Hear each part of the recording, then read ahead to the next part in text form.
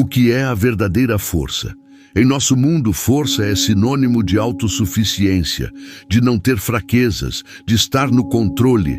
Mas e se eu te disser que existe uma força muito maior, que só pode ser encontrada quando admitimos que não temos controle algum? Uma força que só se manifesta no fim de nós mesmos.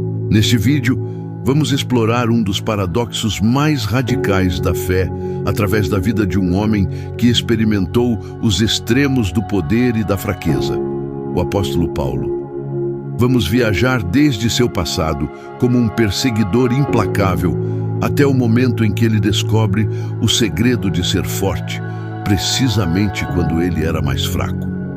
Prepare-se, porque a verdade que ele descobriu pode libertar você da pressão de ser perfeito. Para entender a revelação de Paulo, primeiro precisamos conhecer o homem que ele era antes, Saulo de Tarso. Saulo não era um homem fraco, pelo contrário, ele era brilhante, zeloso, um líder religioso de destaque. Ele tinha poder e uma missão: destruir a fé cristã. Ele era o arquiteto da perseguição, um homem que, segundo a Bíblia, respirava ameaças e morte contra os discípulos. Pela lógica humana, ele era o inimigo número 1 de Deus, o caso perdido. E aqui está a primeira lição espetacular, a primeira porta para a redenção. Não existe caso perdido para Deus. A caminho de Damasco, no auge de sua fúria, Saulo é derrubado por uma luz celestial. Ele, o forte, fica cego, fraco, completamente desamparado. E é ali, no fundo do poço da sua fraqueza, que ele tem seu primeiro encontro com Jesus. Se Deus pôde transformar o maior inimigo da fé em seu maior defensor, o que ele não pode fazer com a nossa história?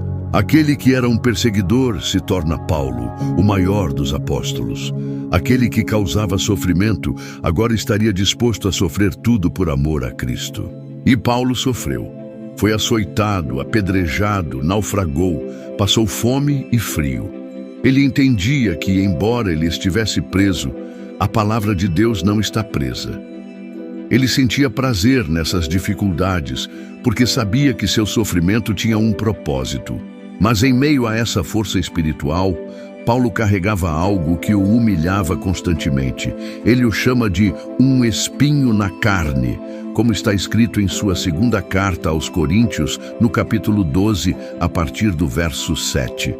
Não sabemos o que era, talvez uma doença, uma tentação, uma perseguição. Era uma fraqueza que ele não conseguia superar. Sua reação foi a mais humana possível. Ele orou. 3 vezes, ele pediu a Deus que removesse aquele espinho. Ele queria ser livre daquela limitação para poder servir a Deus ainda melhor. Mas a resposta que ele recebeu não foi a que ele esperava. Foi uma resposta que mudaria sua vida e a nossa para sempre. Deus não removeu o espinho. Em vez disso, ele revelou o seu propósito. Ele disse a Paulo: "A minha graça te basta, porque o meu poder se aperfeiçoa na fraqueza." Vamos parar aqui. Você entende o quão espetacular e invertida é essa lógica? Tudo em nossa cultura grita: seja forte, supere, não mostre fraqueza. E a resposta do Criador do universo é: a sua força não me impressiona. O palco onde meu poder brilha de verdade é a sua fraqueza admitida. É aqui que entra a analogia da xícara. Deus não pode encher uma xícara que já está cheia. Se nossa vida está cheia de autoconfiança, de orgulho, de nossa própria força, não há espaço para o poder de Deus agir. O espinho na carne de Paulo, a sua fraqueza, era o que mantinha sua xícara vazia, pronta para ser preenchida pela graça de Deus. O sofrimento na vida do cristão nunca é desperdiçado. O espinho não era para destruí-lo, mas para que o poder de Cristo habitasse nele de forma permanente. E a reação de Paulo a essa revelação é o clímax da nossa história. Ele muda completamente de perspectiva. Ele diz: "De boa vontade, pois, me gloriarei nas minhas fraquezas, para que em mim habite o poder de Cristo." Ele passa a sentir prazer nas injúrias e angústias, porque ele descobriu o segredo. Ele entendeu que cada momento de fraqueza era uma oportunidade para o poder de Deus se manifestar. Cada vez que ele chegava ao fim de si mesmo, ele encontrava o começo da força de Deus. E isso o leva à sua conclusão paradoxal e libertadora.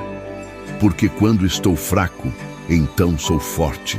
Talvez você esteja ouvindo isso e pensando, mas a minha fraqueza não é nobre como a de Paulo. A minha é vergonhosa. Eu sou infiel, eu falho, eu me sinto indigno de qualquer poder divino.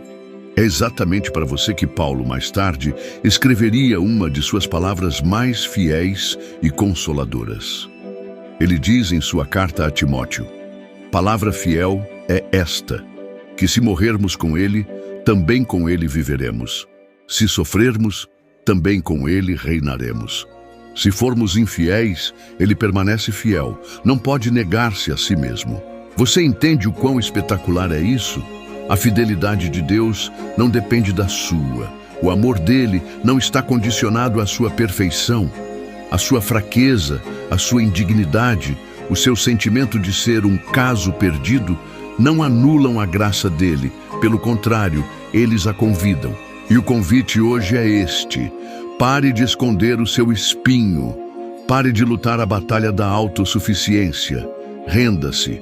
Ofereça a Deus não a sua força, mas a sua fraqueza. E creia, busque a Cristo. E veja o poder que não falha, o poder que se aperfeiçoa na sua incapacidade, te fazer mais forte do que você jamais imaginou ser.